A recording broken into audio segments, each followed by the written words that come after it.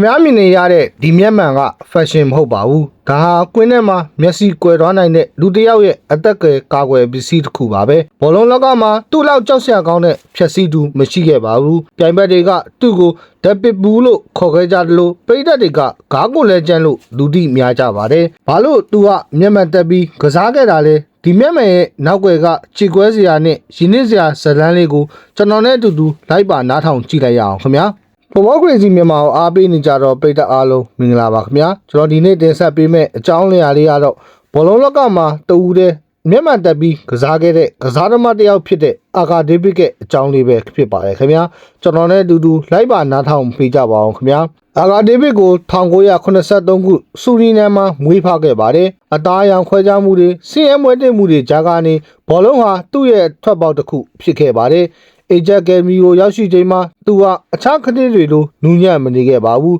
သူစီမှာရန်လိုစိတ်အပြည့်ရှိခဲ့ပါတယ်အေဂျက်တင်ရဲ့နီးပြလူဝိဘန်ကသူ့ကိုပစ်ဘူးလို့နာမည်ပေးခဲ့တာအကြောင်းမဲ့မဟုတ်ပါဘူးသူဟာဘောလုံးနောက်ကိုခွေးတေတကောင်လိုလိုက်ခဲ့တယ်လို့ပြိုင်မက်ရဲ့ခြေထောက်ကိုလည်းအပိုင်းပိုင်းဖြတ်ဖို့ဝေမလေးခဲ့ပါဘူး1995ခုနှစ်မှာသူဟာအေဂျက်တင်နဲ့တူဥရောပရဲ့အမြင့်ဆုံးချန်ပီယံလိဖလားကိုစုခူးရရှိခဲ့ပါတယ်1999ခုနှစ်မှာတော့သူ့ရဲ့ကစားသမားဘဝကိုအဆုံးသတ်သွားစေမဲ့ယောဂတစ်ခုဖြစ်ခဲ့ပါတယ်။အာကာဒေးဗစ်ဟာမျက်လုံးညာဘက်တောင်မှာရေတင်ယောဂဖြစ်ခဲ့ပါတယ်။ဆရာဝန်တွေကပြက်ပြက်သားသားပြောခဲ့ပါတယ်။မင်းဘောလုံးဆက်ကစားရင်မျက်စိကွယ်သွားနိုင်တဲ့ဘောလုံးသမားတစ်ယောက်အတွက်အမြင်အာရုံဆုံးရှုံးရမှာထက်ကြောက်စရာကောင်းတာဘာများရှိပါဦးမလဲ။ဒါပေမဲ့အာကာဒေးဗစ်ကငါ့ဘဝကိုယောဂကအဆုံးဖြတ်မခံနိုင်ဘူးလို့ဆုံးဖြတ်ခဲ့ပါတယ်။ခွဲစိတ်မှုပေါင်းများစွာပြုလုပ်ခဲ့ပြီးနောက်ဆုံးမှာတော့FA ကသူ့ကိုကမ္ဘာပထမဆုံးမျက်မှန်တက်ကစားသမားအဖြစ်တရားဝင်ခွင့်ပြုခဲ့ပါတယ်။အစပိုင်းမှာတော့မျက်မှန်ကြောင့်အမြင်အာရုံဆိုင်ရ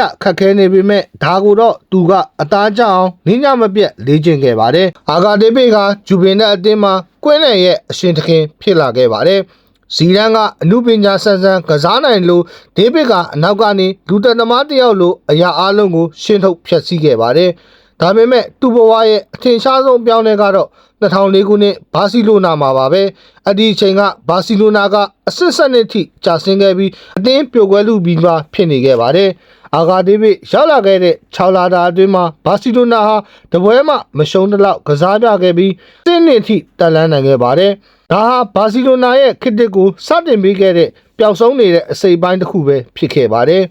အာဂါဒေးဗစ်ရဲ့ဘောလုံးသမားဘဝဟာ2014ခုနှစ်မှာအဆုံးသတ်ခဲ့ပါတယ်။ဒါပေမဲ့သူခြံထားခဲ့တဲ့အမွေနှစ်တွေဟာကွင်းလယ်မှာအခုထိပဲ့တင်ထက်နေတော့မှာပဲ။သူဟာစူပလာတွေရခဲ့တာမဟုတ်ပါဘူး။မဖြစ်နိုင်ဘူးဆိုတဲ့ထင်ကြရအခက်အခဲတွေကိုလည်းဘလို့အနိုင်ယူရမလဲဆိုတာကိုတက်တည်ပြခဲ့ပါတယ်။လူအများစုကသူ့ရဲ့မျက်မှန်ကိုပဲမြင်ကြပေမဲ့အဲ့ဒီမျက်မှန်ရဲ့နောက်မှာတော့ဘယ်တော့မှအရှုံးမပေးတဲ့စိတ်သက်ကြီးရှိနေခဲ့တာပါတယ်ငါမျက်စိကွယ်သွားနိုင်တယ်ဆိုတဲ့အကြောက်တရားကိုငါအတင်းအတွက်ငါနိုင်ယူရမယ်ဆိုတဲ့စိတ်ဓာတ်နဲ့ခွန်အားနဲ့လဲလှယ်ခဲ့သူတယောက်လည်းဖြစ်ပါတယ်